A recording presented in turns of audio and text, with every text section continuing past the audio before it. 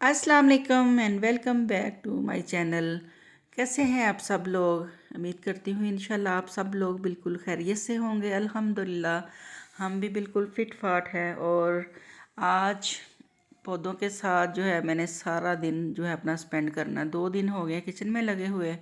तो आज जो है पौधों की कटिंग शटिंग करनी है, कुछ थोड़े से लॉन के काम करने हैं, क्योंकि फिर जो है किचन में मैंने बिज़ी हो जाना है। इसलिए पौधों के बहुत ज़्यादा जो पत्ते हैं वो ख़राब हो गए थे, और जब मालियों से कहते हैं इनकी कटिंग करने का तो वो और भी जो पौधे हैं ना उनको ख़राब कर देते हैं, काटते हुए कट्स लगा देते हैं उन्हें। इसलिए इन पौधों की कटिंग हमेशा मैं खुद ही करती हूँ। इतनी ज़्यादा केयर करने के बावजूद जो पिछले दिनों काफ़ी ज़्यादा कोहरा पड़ा है, तो इनके जो पत्ते हैं ऊपर से ख़राब हो गए हैं। इसलिए जितने भी ख़राब ख़राब पत्ते हैं ना, सारे मैं नाइफ़ की मदद से इनको काट के तो पौधों को अच्छी तरह से साफ़ कर देंगे। और ये माशाल्लाह से बहुत जल्दी ग्रो करते हैं। स्नेक्स प्लांट है तो ये वाहद वो पौधा है जो रात में ऑक्सीजन छोड़ते हैं। बाकी जो पौधे हैं वो दिन में हमें ऑक्सीजन देते हैं और रात में कार्बन डाइऑक्साइड वो छोड़ते हैं, लेकिन ये जो पौधे हैं ये रात में ऑक्सीजन छोड़ते हैं। और इनको आप इस तरह से पॉट्स में लगा के अपने बेडरूम में, अपने लिविंग रूम में रख सकते हैं, और ये आपकी सेहत के लिए बहुत ही फ़ायदेमंद है। देखिए कितने ज़्यादा जो पत्ते मैंने इनके कटिंग करके इनको साफ़ कर दिए। अब जो पॉट है इनको साइड पे करके नीचे से हम अच्छी तरह से सफाई करके फिर इनको सेट करके रखेंगे।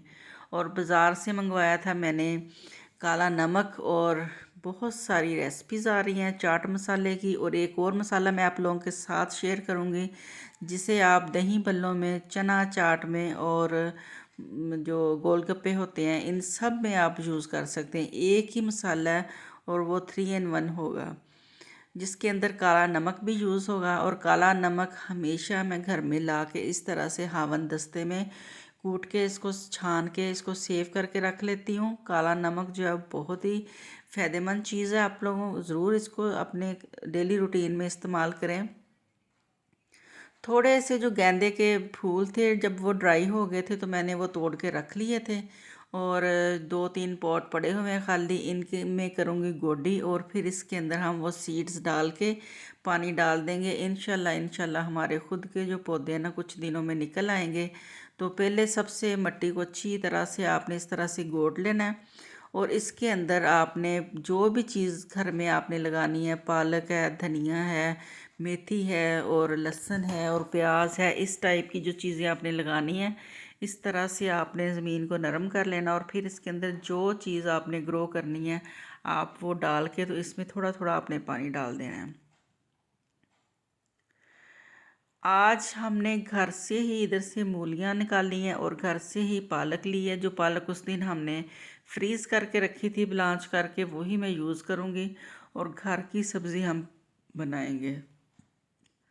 ये देखें जो उस दिन हमने प्याज, टमाटर, लहसुन, अदरक का पेस्ट बनाया था, मैंने क्यूब्स निकाला है और थोड़ा सा इसको नाइफ़ की मदद से तोड़ दिया है। इसमें हम डालेंगे थोड़ा सा ऑयल, और चंद सेकंड में ये बिल्कुल मेल्ट हो जाएगा। और दूसरी तरफ भी मैंने पैन में टमाटर काट के डाल दिया, इसमें भी थोड़ा सा प्याज का पेस्ट डालेंगे। और जो उस दिन मैंने शलजम बनाए थे शबदेग में डालने के लिए, तो मेरी हेल्पर ने पहले उसको छोटा छोटा काट दिया था, तो वो पड़े हुए थे, तो मैंने सोचा कि ये वेस्ट ज़रूर करने हैं तो इसका भी साथ साथ सालन बना लेंगे, क्योंकि शलजम का जो सालन है वो बहुत ही मज़े का बनता है।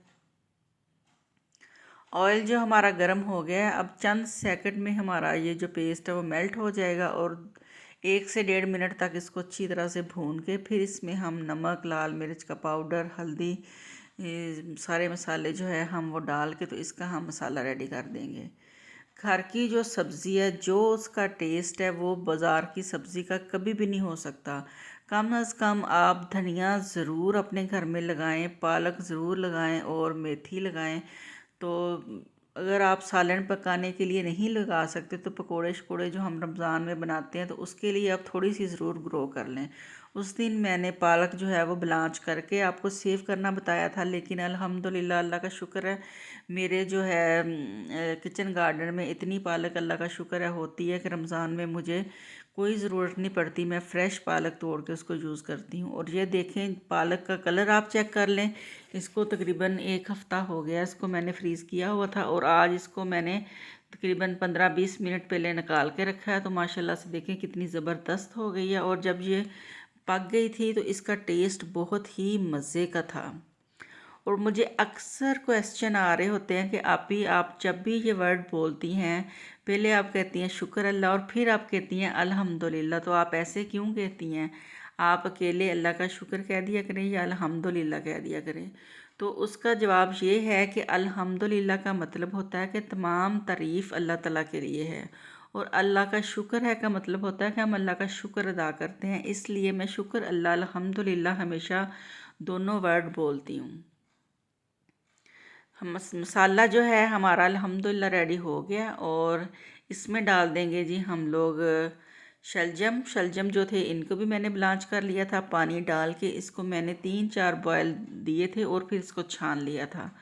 और अब ये कि मसाले में इनको डाल दिया और इंशाल्लाह 5 से 10 मिनट में हमारा सालन जो है वो रेडी हो जाएगा। इधर जो मूली है और पालक है उसका जो सालन बन रहा है ये भी इंशाल्लाह 5 से 6 मिनट में ये भी रेडी हो जाएगा। और दोनों सालन जो है अल्हम्दुलिल्लाह बहुत ही मज़े के बने थे।